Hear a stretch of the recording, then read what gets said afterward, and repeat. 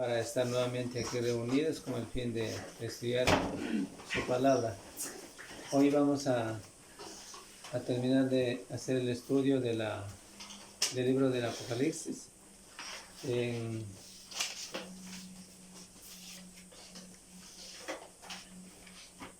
el capítulo 3. Ya. Nos falta la última parte del mensaje a la iglesia de la Laodicia. Quedamos, por cierto, en el capítulo, en el capítulo 3, versos 21. 3:21. Sí.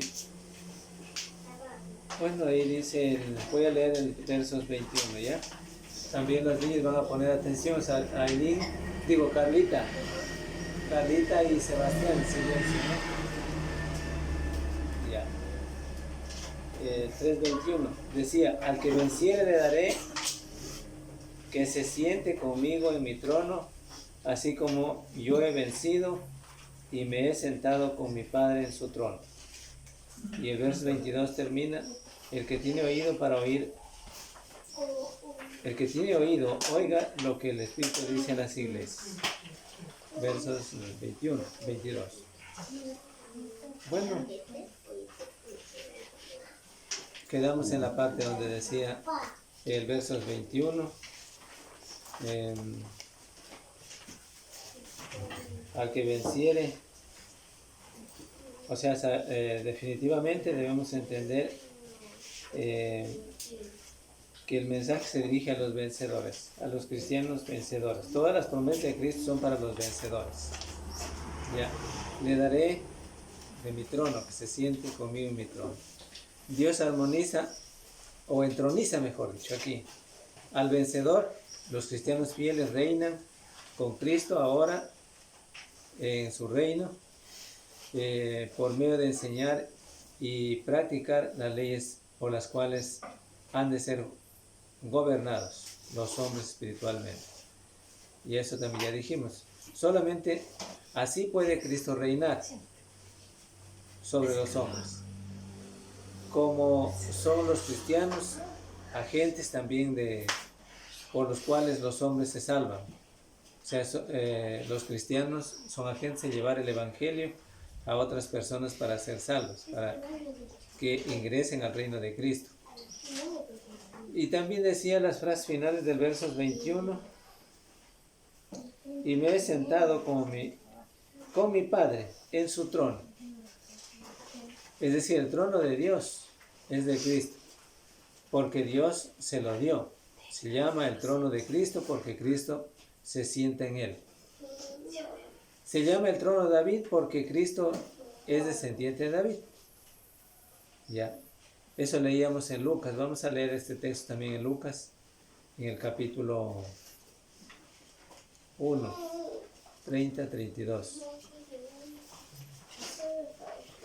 O sea, es el mismo trono de los dos, porque ahí está el capítulo en Lucas, capítulo 1. Vamos a ver, 30 y 32.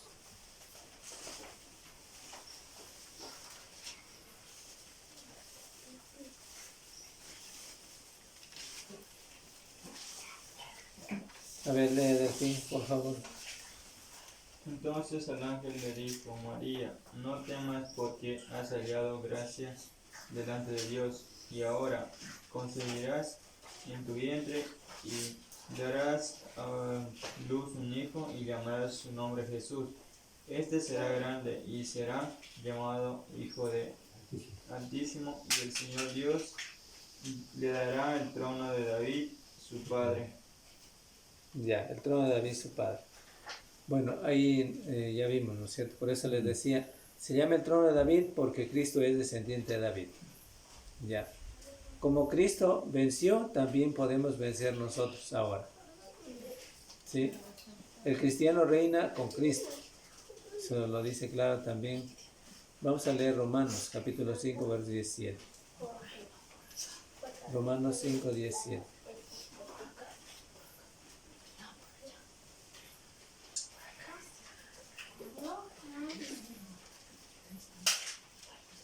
Lee, Tony.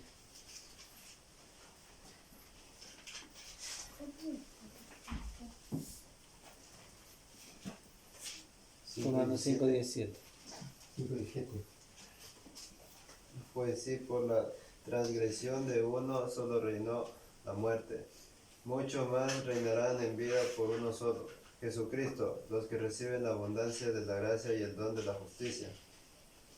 Ya, el 5:17, ¿no es cierto? Sí. Es decir, en la muerte.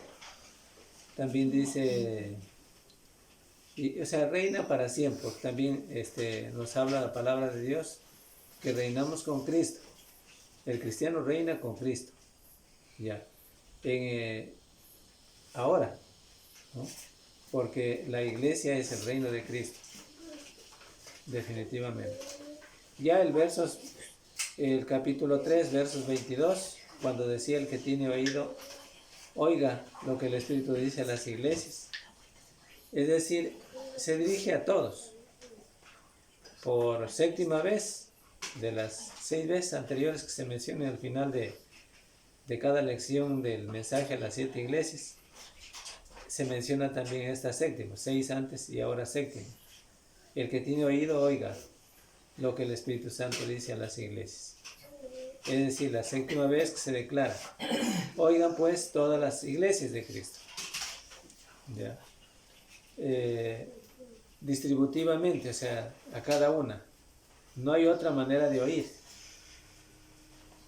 lo que el Espíritu ha dicho a las 7 iglesias. Porque el mensaje que se dirige a las 7 iglesias está ahora escrito. Aquí la Biblia es el mensaje divino. No hay otro libro. No hay otro libro que pueda enseñarse o por el cual pueda oírse el mensaje divino. La Biblia, la fuente de la verdad, el Dios inmutable que no cambia, el Dios del cielo, el Dios todopoderoso, con todas sus cualidades respectivas del Dios divino. Ya.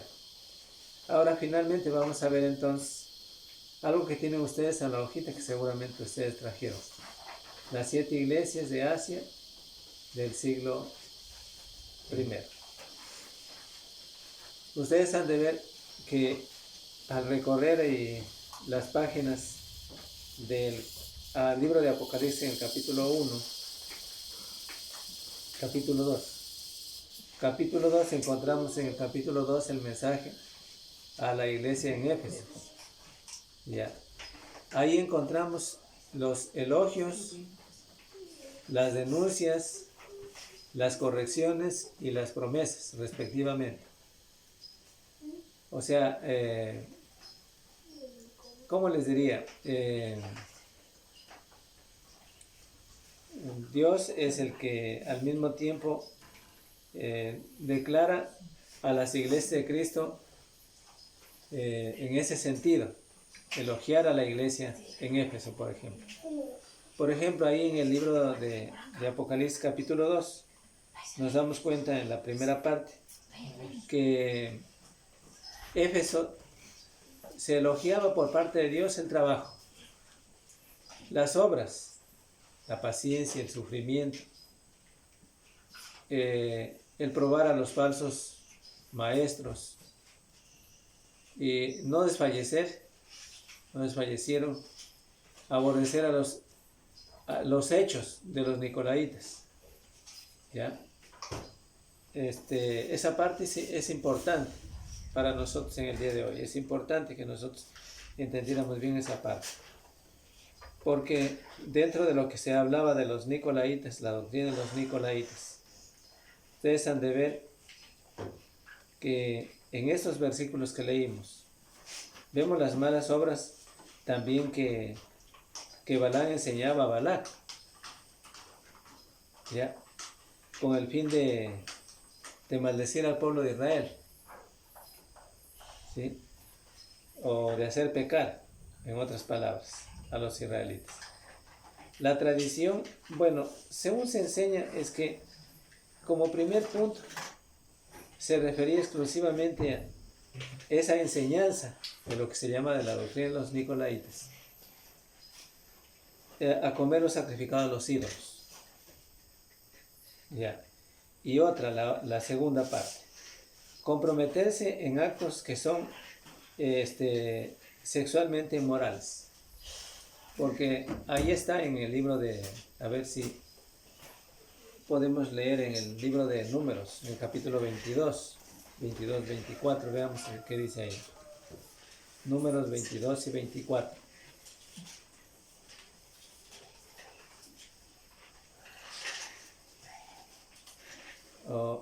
Toda esta doctrina o esta enseñanza era totalmente contraria a la voluntad de Dios y por eso era aborrecida también por Dios.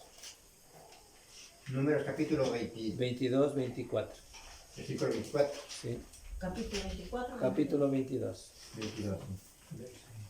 Si alguien ya tiene... Ya dice, pero el ángel de Jehová se puso en una senda de viñas que tenía pared a un lado y pared al otro. 24. Ya, solo el 24, el 25 dice. Y viendo el asna al ángel de Jehová, se pegó a la pared y apretó contra la pared el pie de Balaam, y él volvió a azotarla. Claro, por consiguiente aquí nos dice que la intención que tenía, ¿quién era? Balaam, Balaam. ¿no? Entonces él quería Ir a maldecir. Él quería al mismo tiempo estar con el rey, Balac, Y con Dios. y también hacerle servicio a Dios, algo que no se puede hacer, o servir a dos señores, que la Biblia sí nos declara de manera efectiva esa parte. Sin embargo, en ese sentido, nos damos cuenta de lo que pretendía él, ¿no? Porque en todas esas acciones que él pretendía hacer, tenía ciertos beneficios.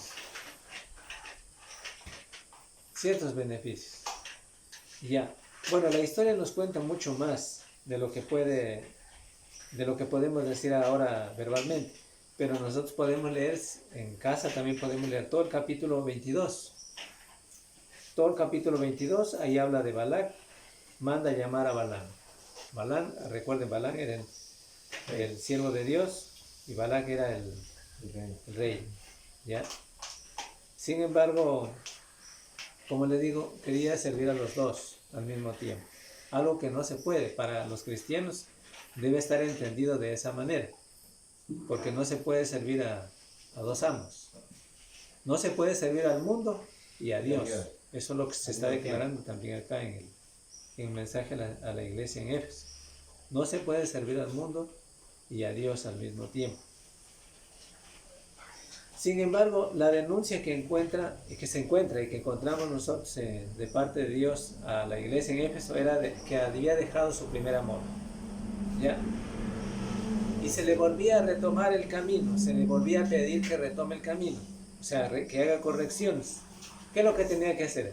Arrepentirse y hacer las obras que correspondían hacer, las primeras obras, como dice la Biblia. Y las promesas de parte de Dios en dar a aquellos que se arrepentían realmente a comer del árbol de la vida. ¿Sí? O sea, a comer del árbol de la vida significa aquí ¿qué cosa? ¿Ya? A estar. ¿Ah? El Evangelio. Claro. Conocer el Evangelio. Significa también estar con Cristo. A cuentas con Dios. Ya. Pero eso es en cuanto la conclusión del tema en cuanto a la iglesia en Éfeso, o sea, la síntesis en general. Porque los elogios estaban claros: trabajo, horas, paciencia, sufrimiento, probar a los falsos maestros, lo habían hecho. No desfallecer, no habían desfallecido. Aborrecer las obras de los nicolaitas, lo que Dios aborrecía, ellos también aborrecían. Pero habían dejado, como dice la Biblia, su primer amor. Ya. Entonces, ¿qué tienen que hacer? Arrepentirse y hacer las obras primeras, o las primeras obras. Para que alcancen entonces, y para que, bueno, porque ese mensaje se dirige a todas las iglesias, para que de esa manera alcancemos a comer del árbol de la vida. Ya. A estar con Cristo eternamente también. Bueno, y ahí está más adelantito siguiendo nuestra hojita que tenemos. Y el libro de Apocalipsis, en el capítulo 2, que es el mensaje a la iglesia en Esmirna. O sea, en el pueblo de Esmirna estaba la iglesia de Cristo. Pero también los elogios para esta iglesia eran las obras, la tribulación que habían soportado y la pobreza. ¿Ya? Pero denuncias no había nada. No había denuncias. Las correcciones que debía hacer o el arrepentimiento que debía hacer, no había nada. Entonces, bueno, hasta ahí va bien. Yo creo que es la única iglesia que no tenía denuncias ni que tenía que correcciones, que hacer correcciones. Pero la promesa de Dios es corona de vida, ningún daño de la segunda muerte. Es decir, lograba acumular puntos para con Cristo, ¿sí? Para estar a cuentas con Dios. ¿Ya? Es importante que analicemos toda esta parte. Y luego ya vuelta pasamos a la parte de la iglesia en Pérgamo, más adelantito en el verso 12. Asimismo los elogios, obras, retener el nombre de Cristo lo hacían muy bien. No negar la fe, sufrir en el martirio, padecer también, estaban ahí bien. Ya. Las denuncias. Aquí estaba lo grave, ¿no es cierto? Comer cosas sacrificadas a los ídolos. La fornicación, la doctrina de los nicolaitas, lo que ya dijimos antes. Aquí está la doctrina de los nicolaitas. Es decir, los cristianos se habían mezclado en las argucias de los mundanos. ¿Sí? Y por esto Dios les condenaba. Había denuncias y Dios no estaba favoreciéndoles en ese sentido.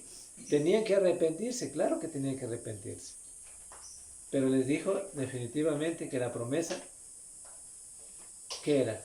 Si se le arrepentían después de todo. Claro que ahí dice arrepentirse, tienen que arrepentirse.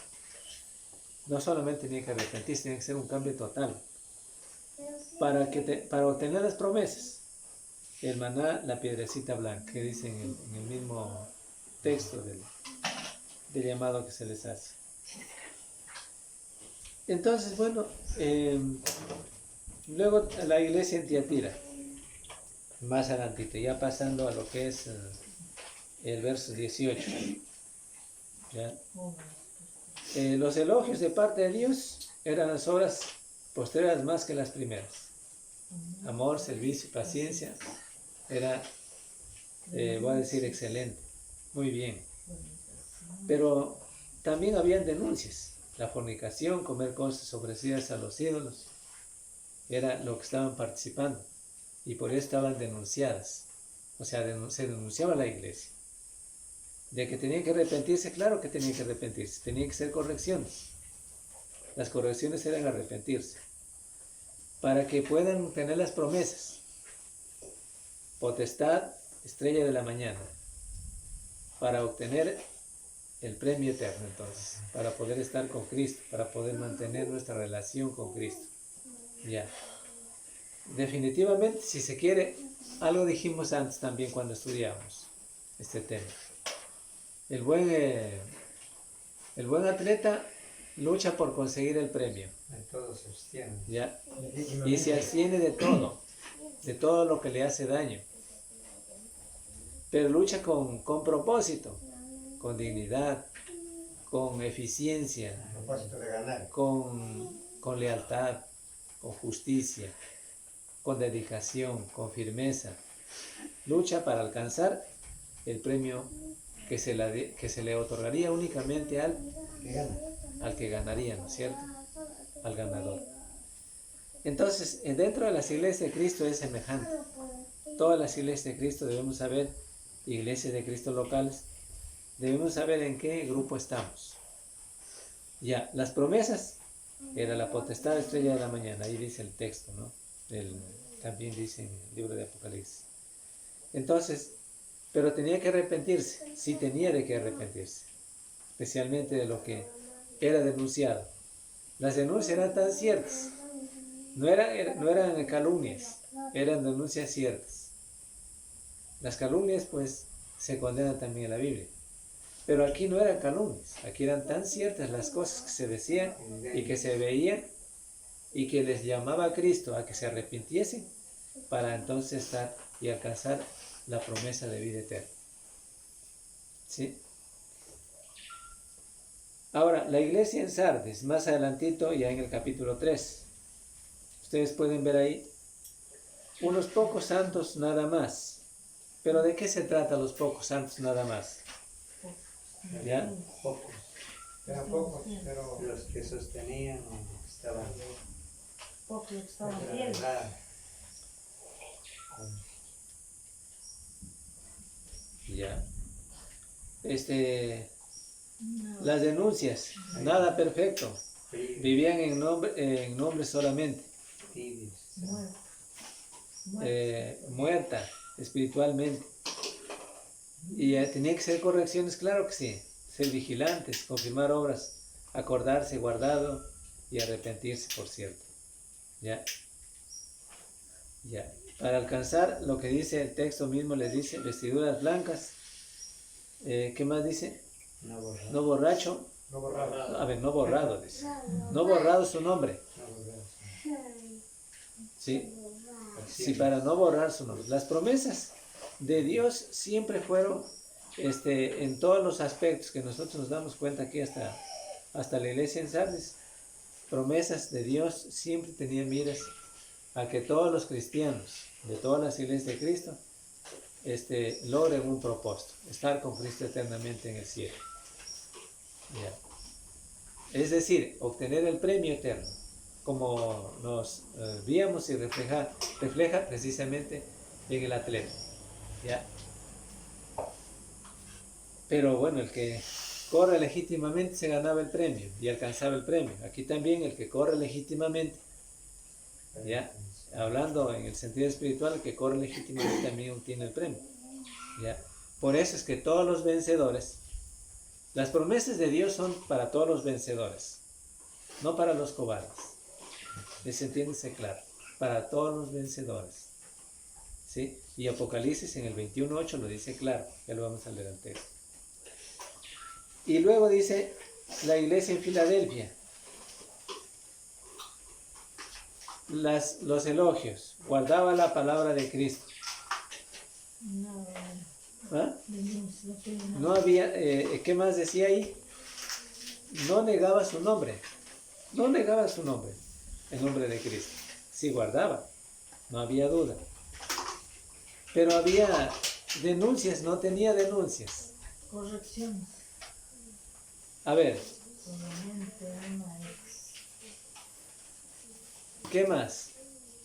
En las correcciones que había, una exhortación, retener lo que tenía. ¿Sí? Y finalmente las promesas de Dios, llevar su nombre por siempre, con lealtad, con legitimidad, con altitud, con altivez, ¿no? Es un orgullo ser cristiano, legítimamente hablando. No que diga que es orgullo, es un cristiano orgulloso, no digo eso, pero es un orgullo ser cristiano. O sea, es una cosa tan noble ser cristiano. Cuando usted reconoce legítimamente y entiende que es la vida de cristiano. Y por eso es que cuando los primeros cristianos pudieron entender estos mensajes, o el mensaje a las iglesias, definitivamente pudieron entender que el camino que habían emprendido era un camino loable. ¿Ya? Hasta en el Nuevo Testamento encontramos que muchos, dice la Biblia, dice, muchos quisieron verlo con sus propios ojos y no lo vieron. Hablando de las promesas de Dios cumplidas, ¿no? Pero ahora lo ven, los que pueden ver, ¿ya? O sea, en el sentido para determinar y para decir que eran loables, son loables las cosas de Dios, son leales, son fieles, como les decía, son más importantes que ninguna otra cosa, ¿no? Entonces, por eso les decía, es un orgullo ser cristiano, ¿ya? El mundo dice, es un orgullo haber alcanzado lo que yo tuve que alcanzar a través de haberme estudiado y haberme esforzado. Fue médico, fue doctor, digo doctor, bueno, también, pero digo doctor, puede ser, estoy refiriéndome también al abogado, puede ser, bueno, cualquier, Doctor de ley. ¿qué les digo? Cualquier profesión que llegó a tener. Pero aquí, en esto, es más que esa profesión, porque esa profesión se termina cuando ya muere, porque allá no le va a servir ser un buen abogado, ser un buen médico. O sea, aquí no sirve nomás, aquí le sirve. O sea, por eso no tiene que dejar de ser, escójalo, porque también es bueno. Lo que yo quiero decir aquí es que eso es temporal. Todo lo que el hombre puede escoger y puede alcanzar es temporal. Pero esto es eterno. Por eso les decía, es un orgullo ser cristiano, porque esto tiene mayor cosa, porque tiene promesas eternas. ¿Sí? Es lo más mejor, lo más loable, lo más agradable. Y lo que más debe desear el cristiano, y lo que menos desea. Son dos cosas, ¿no es cierto? Digo, lo que más debe desear el cristiano o el hombre en general, pero es lo que menos desea el ser humano. ¿Sí? Porque ahí no hay regalos, no hay nada. No, solamente se hace estudios de la palabra de Dios. Solamente es un rato de leer la Biblia, ¿ya? Así puede decir el individuo. Pero legítimamente, si reconoce la lealtad de ser cristiano, reconocerá que es una bendición de Dios tener esa oportunidad para poder leer las Escrituras, ya que en su casa o en la casa no los va a leer, a lo mejor, pero aquí las puede leer, ¿ya? Por eso se hace estudios. Después de todo, Dios demanda a todos, hombres y mujeres, cristianos y no cristianos, a leer la palabra de Dios, porque la salvación está ahí, está más cerca de lo que puede imaginarse. El cristiano o el hombre generalmente va a decir, no, la salvación está muy lejana, pero cualquiera tiene ahora una Biblia en la casa, y ahí está, en su casa, ahí está la salvación. Cristo está hablándole a través de la Biblia, ¿ya?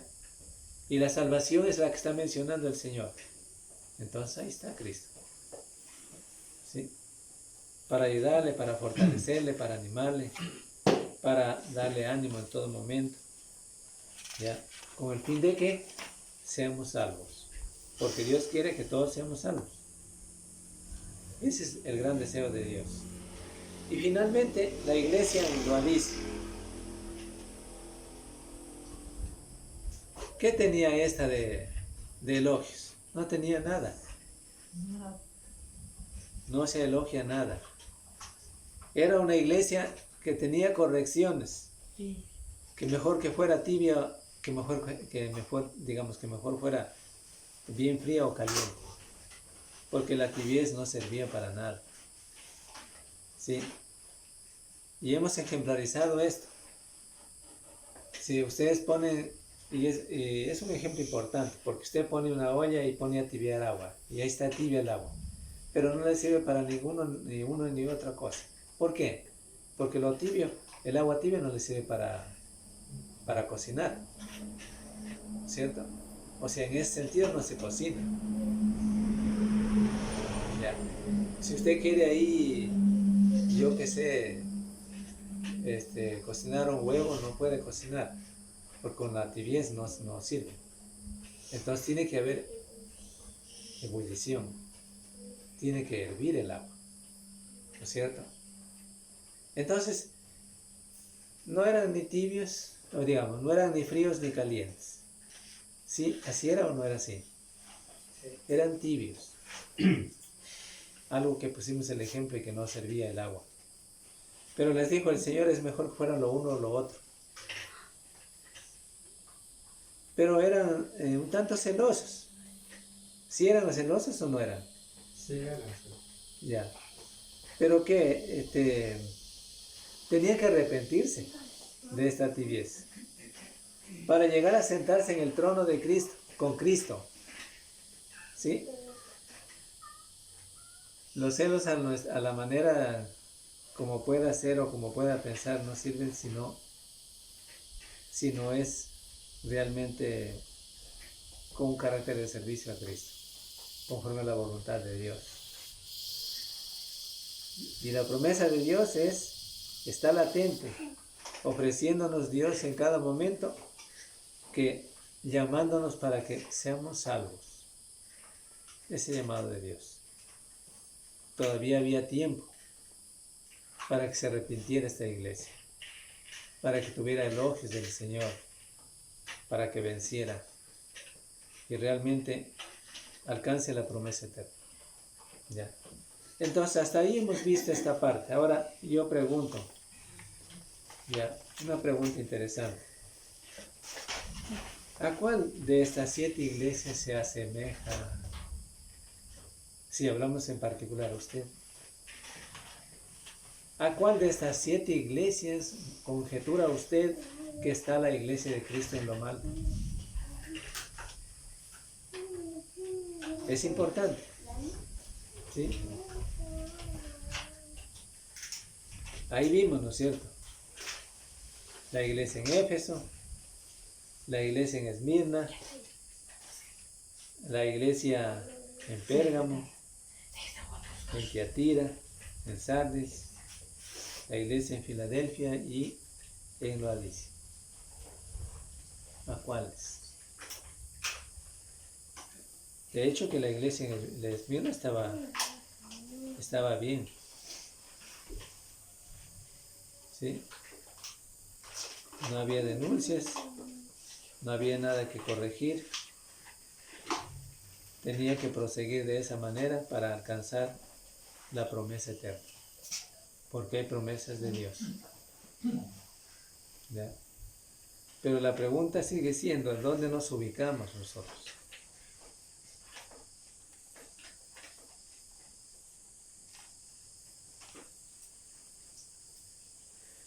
El mensaje de las 7 iglesias que recibió Juan por parte de Cristo es con ese propósito, para mostrarles a las iglesias de Cristo en dónde estaban ubicados, en dónde estaban, y se arrepintiesen, que enderecen el sendero, el camino, ¿no? Y se volvieran a Cristo e hicieran la voluntad de Dios, lo que corresponde hacer según la voluntad de Cristo. ¿Ya? Y es para todas las iglesias en el día de hoy. ¿Sí? Eso sería. Ahora no sé si hasta ahí hay alguna pregunta. Yo tengo una Ahí hemos pregunta. terminado. O sea, con respecto al comentario recién, como decía, el celo que esta iglesia última, o sea, la Laodicea era, ¿no? Pero era un celo carnal. ¿Ya? O sea, ¿cómo es? Él tenía un celo según una apariencia, porque dice, tenía todo, o sea, lo físico tenían todo. Y ellos se gloriaban por lo que poseían. Pero lamentablemente, como dice el contexto, que era tibia. O sea, prácticamente no hacía nada. O sea, estaba en el peor de los casos. La tibieza espiritual. Aún algunas de las demás pasaban por ser, en algunas de ellas calientes, otras también frías, que tenían aún la oportunidad de poder arrepentirse, de poder renovar sus obras o de buscar el primer amor. Pero era la iglesia la más que presentó, lamentablemente, según las escrituras, presentó la más pobre porque no tenía nada, simplemente tenía una formalidad de apariencia por su riqueza, porque todo lo tenían físicamente, Sin embargo, en el sentido espiritual estaba todo perdido, por eso dice tibieza.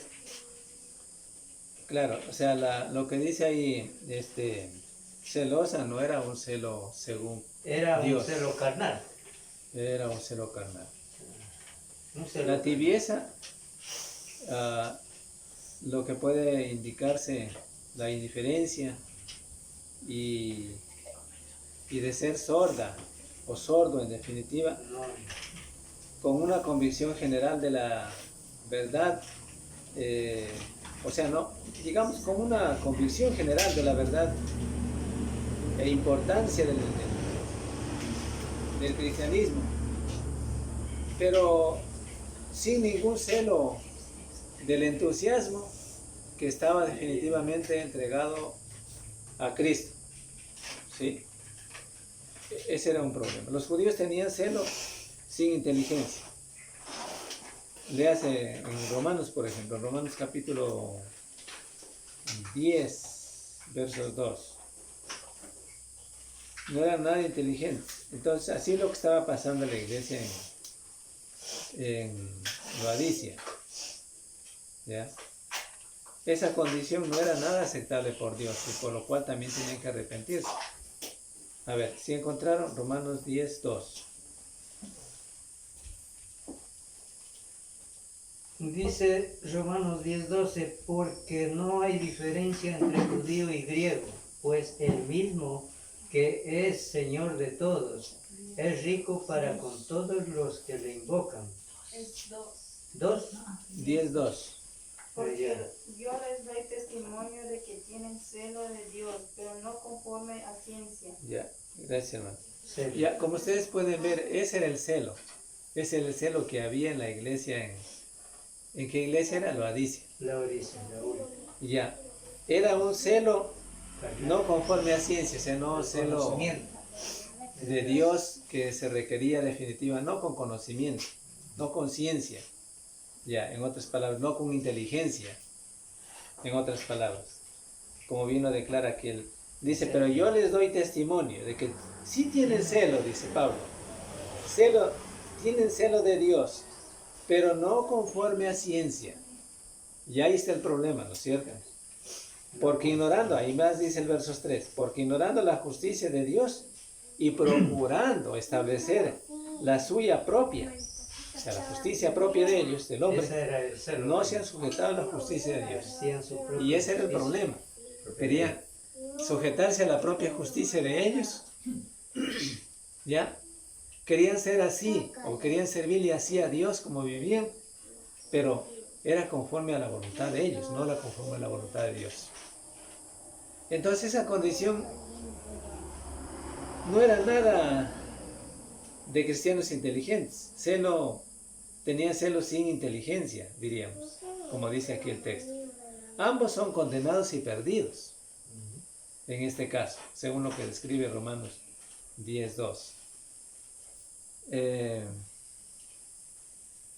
Hay muchos textos que podemos leer en la Biblia, por ejemplo, en Oseas 6:4, no sé si es que vamos a leer este texto, Oseas 6:4. Esta era la condición que podía ser llevada por vientos, por diferentes vientos de doctrina, diríamos. Ya. Pero el texto dice, ojalá fueses frío o caliente. Vamos a leer. Si quieren leerlo, Oseas 6:4, sí. Oseas 6:4 dice, ¿qué haré de ti, Efraín? ¿Qué haré a ti, oh Judá? La piedad vuestra es como nube de la mañana y como el rocío de la madrugada que se desvanece. Ya, o sea, aquí leímos esta parte para comparar la condición de Efraín y Judá. Ya. Pero les decía que en esta condición la iglesia podía ser llevada por vientos de doctrina, por diferentes lados, diríamos. Ya. Pero el punto tratado aquí, que Dios les dice, bueno, ojalá fueses frío o caliente, porque de eso se decía, eso dice el Señor. Ojalá fueses lo uno o lo otro.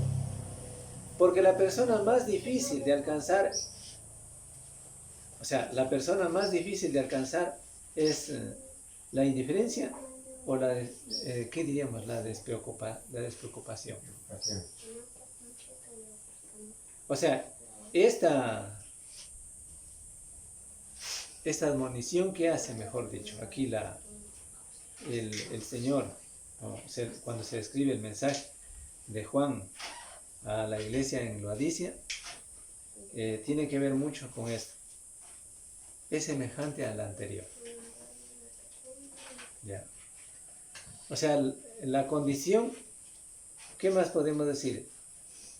Porque también se dice, sea un buen hombre. Si puedes, pero siempre un hombre. Ya. Un hombre bueno. El mayor obstáculo de la causa de Cristo, a la causa de Cristo, es el hombre que, conociendo la verdad y su deber, o sea, conocedor de lo que debe hacer, porque conoce las Escrituras. Hay muchos que condenan al cristiano ante la situación de lo que hagamos o de lo que hacemos. Y yo me refiero a los incrédulos. Ellos condenan a lo que... No, pero dice, ustedes sabiendo las Escrituras y cometen eso. Ya. Ese es un dicho tan común también en la gente incrédula. Ustedes sabiendo las Escrituras cometen eso. Peor yo, dice, que yo no sé nada. Pero les decía que el mayor obstáculo a la causa de Cristo es el hombre que, conociendo la verdad y su deber, no hace nada para cumplirlo. Es indiferente. Es indiferente a las cosas de Dios. Y no hay nada que le pueda buscar, o sea, que le pueda buscar la manera de hacer que arregle las cosas ante esa situación. Sin embargo, claro, tiene que arrepentirse. Se le hace un llamado al arrepentimiento. Pero no lo quiere hacer. Porque cree que sí está bien. Que su celo que lleva así, como lo dijo en Romanos 10:2, porque doy testimonio de que tienen celo de Dios, pero no conforme a ciencia. Así quieren agradar a Dios. Es un problema. Y piensan que así pueden obedecer, agradarle a Dios, y no es así. ¿Ya? Ahora, la actitud del Señor ante esta situación, ante la situación de la iglesia en Laodicea, de la tibieza, ¿no? Cuando le dice, ojalá pues lo uno o lo otro, pues frío o caliente, o a lo mejor, ¿ya? Es una actitud de que le da asco. ¿Sí? Usted muchas veces ha pasado por un lugar, ¿no es cierto? Le da asco de ver algo que es repugnante. Así aparece el Señor aquí, ante la situación, ante el comportamiento de la iglesia. De la iglesia estamos hablando, ¿ya? O de los miembros de la iglesia. Por eso les decía hace un momento, ¿en qué condición califica usted que está? ¿Ya? Alude aquí al efecto conocido del agua tibia. Y yo les dije antes, sobre el estómago, que produce náuseas. Porque el agua tibia es para producir náuseas también. Se produce náuseas. Es la actitud del Señor hacia la pereza, hacia la indolencia y el descuido que realizaba la iglesia, que tenía la iglesia. Descuido, indolencia. ¿Qué más podemos decir? Hay muchas cosas. Sentimiento de seguridad y propia satisfacción. ¿Qué decía? Soy rico. Se conformaba, soy rico. No necesito de nada, decía. ¿No? Suponiéndose ellos estar muy bien del progreso que habían logrado en su principio. Pero al mismo tiempo muchos creen que porque han aceptado y obedecido al Evangelio, los principios del Evangelio de Cristo, tienen asegurada la salvación. ¿Ya? Y aunque no tengan que hacer más. También en ese sentido la condición del cristiano llega a ser definitivamente de ciego, pobre, desnudo, porque así le dijo a la iglesia. No te das cuenta que eres un ciego, un desventurado, un desnudo, un pobre, ya, que realmente no tienes nada. No hay ninguna otra actitud mental tan llamativa en ese sentido que podemos decir que se relacione a esto, y paralizante, que más podemos decir, para la conciencia como el sentimiento de la propia satisfacción. Es decir, que yo esté seguro así, a mi manera de ver, que yo creo que así estoy bien con Dios, cuando Dios no se agrada de mí. Pero así es el hombre, cree que así agrada a Dios. Es como el individuo que logró tener un terreno, ya, y en su terreno trabaja día a día, y que se aprovechó de ciertas condiciones de la agricultura. O sea, quiero decir que aprendió algunas cosas, pero otras no las aprendió. Y de las que no aprendió, que él cree que todas las sabe, ¿ya? Y que está súper, y hasta que puede dar consejos a otros de lo que puedan hacer otros por lo que él hace. Pero está mal. Y él así se queda, con su forma de trabajar en la agricultura, aunque tenga pérdidas, no ganancias, aunque haga mal, así se queda. ¿Ya? Difícil que alguien le pueda hacer cambiar su actitud ante esa situación. Difícil, ¿ya? Porque así muere, creyendo que así era lo mejor para él. Entonces, ante los cristianos que Cristo denuncia aquí, era esa la condición, que ellos creían que eran ricos, ¿no? Que ellos creían que eran, estaban muy bien, ¿no? ¿Qué diría? Que eran sublimes, eran los mejores del mundo, quizá, así pensaban. Pero Cristo les dijo claro, ¿no? Te das cuenta que las condiciones que muestran, les dice claramente que son unos pobres, unos ciegos, desnudos, desventurados, ¿ya? Pero ellos, ¿quién podía cambiar ese estado? Cristo lo podía cambiar ante la situación de ellos, cuando el hombre ciertamente quiere arrepentirse. Y si el hombre no quiere arrepentirse, No tenían necesidad de arrepentirse. ellos no tenían necesidad de arrepentirse, no querían arrepentirse porque ellos creían que estaban bien. Como el ejemplo que les puse del obrero, del hombre que tenía su terreno, que creía que así estaba bien y que nadie podía hacerle un cambio, ni corregirle, ni darle enseñanzas, porque él mejor quería dar las enseñanzas, ¿no? Las daba las enseñanzas, pero estaba mal, ¿no? Esa era la condición de pobreza espiritual que se veía en esta iglesia. Por eso les dije, les vuelvo a repetir, ¿en qué condición creen que estamos nosotros?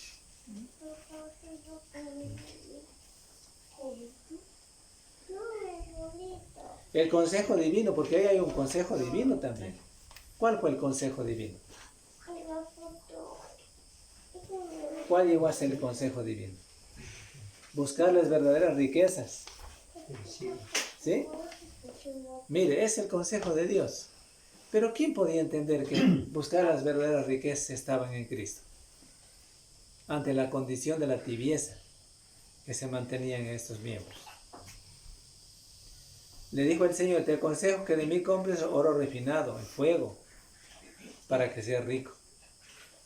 Sabiduría de alto rango. Eso le estaba diciendo. Conocimiento. Oro refinado, ¿no? Que solo a quién se la daba, Cristo. Porque esa era pura, la enseñanza de Él. La fe que no puede ser abatida por nada. La gracia que es ilimitada.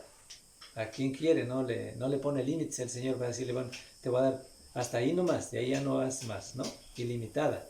El hombre es el que trunca. No dice, yo hasta aquí llego, ahí quedo y ya retrocedo, ahí hasta ahí nomás quedo, ¿no? Aquí no. Pero Dios quiere que las riquezas espirituales, avance el cristiano, porque en ellas sentirá el gozo en Dios y alcanzará la vida eterna, definitivamente. Las riquezas imaginarias siempre nos impiden gozar de las riquezas verdaderas. Eso entendiéndolo así, de esa manera. ¿Ya? Luego le decía, el Señor le decía ¿qué le decía? Que utilice vestido blanco, la justicia de los santos, lo que decía en Apocalipsis 18:8. Mejor que pretensión o profesión deben buscar, en este caso ellos, adornarse de la verdadera actitud. Todo cristiano estamos llamados para vestirnos o adornarnos de la verdadera actitud, ¿sí? En Dios, para no ser despojados y desnudos, ¿no? El hombre se engaña aquí, ¿no? Y si yo creo que sí, es como el sectario nunca le van a hacer cambiar. Alguien logra y busca que el sectario cambie. Alguna vez yo conversaba con alguien y me decía, no, es que yo busco que logre, que se cambie esto. Va a cambiar. Hasta historias hay. Cuando, de lo poco que hemos leído, o yo he leído, cuando Martín Lutero quiso reformar la Iglesia Católica, ¿logró reformarla? La pregunta. No logró reformar.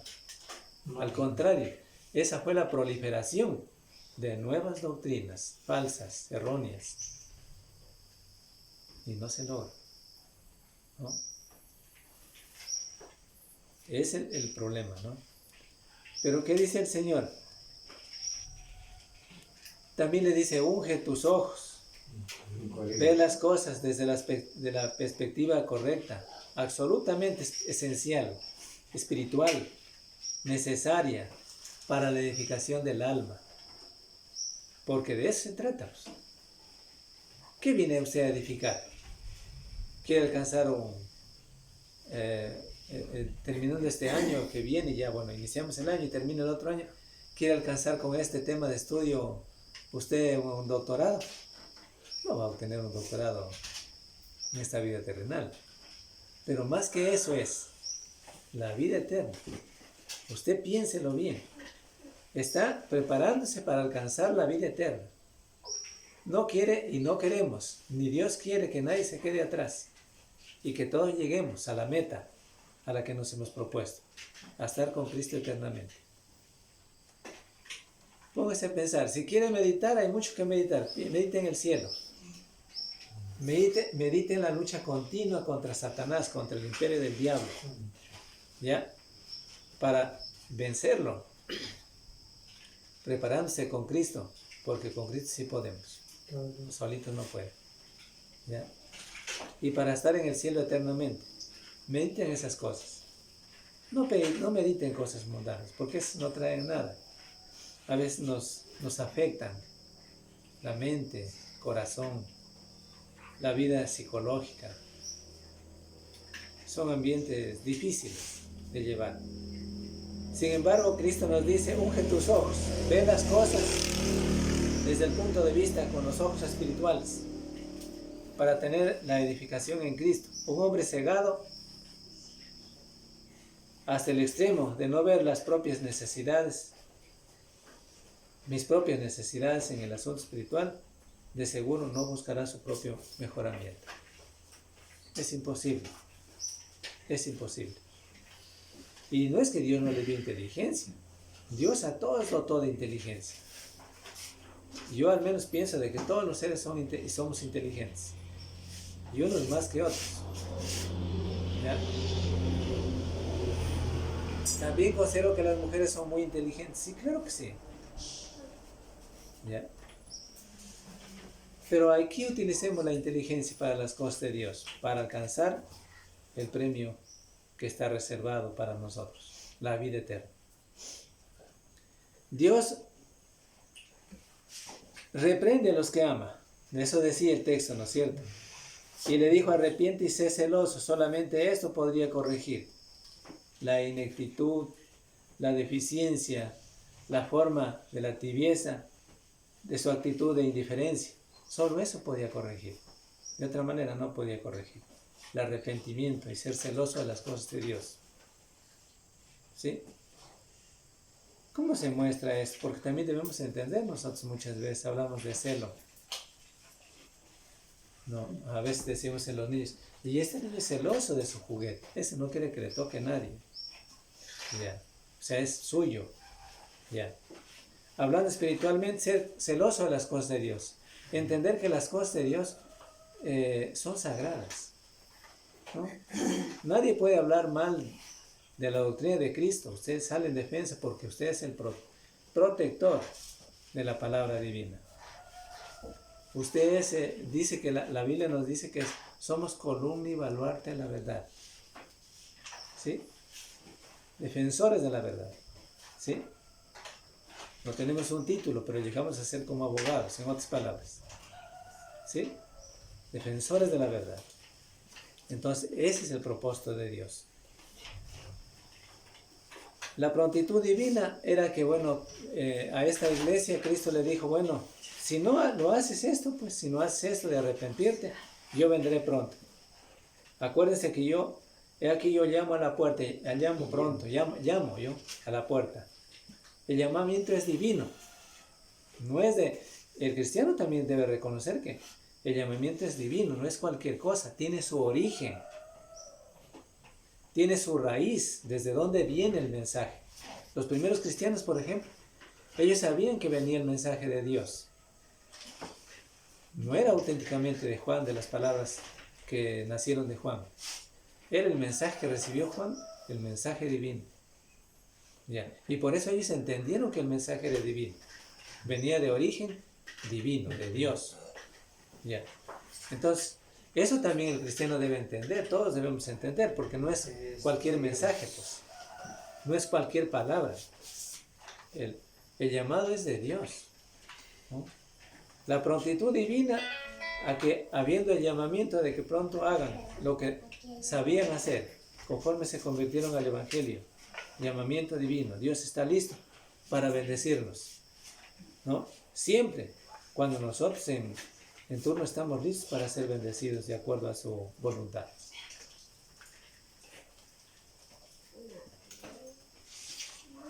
Parte importante aquí es que cada individuo se someta a Dios cuanto antes, porque es la única cosa necesaria para obtener el favor divino y no tener reprensión.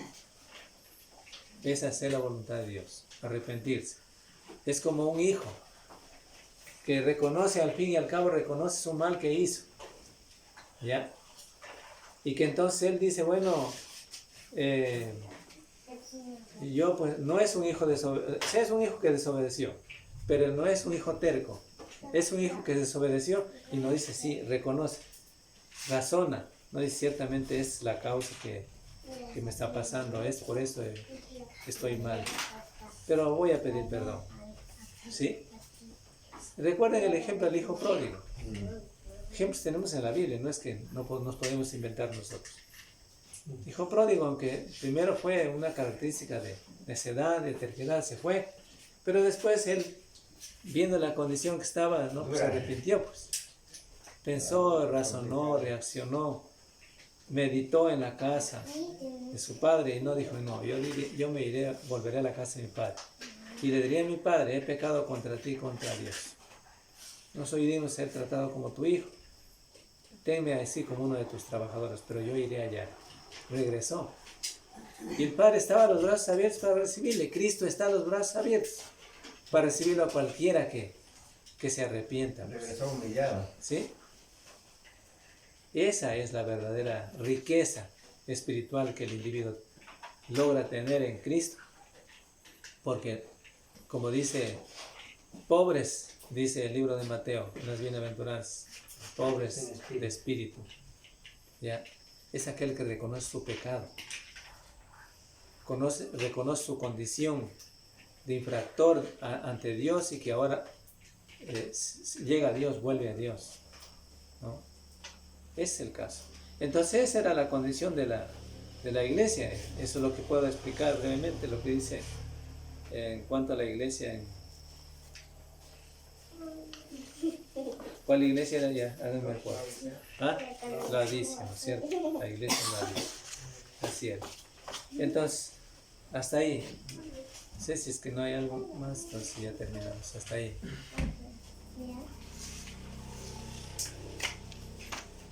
Bien, gracias hermanos entonces.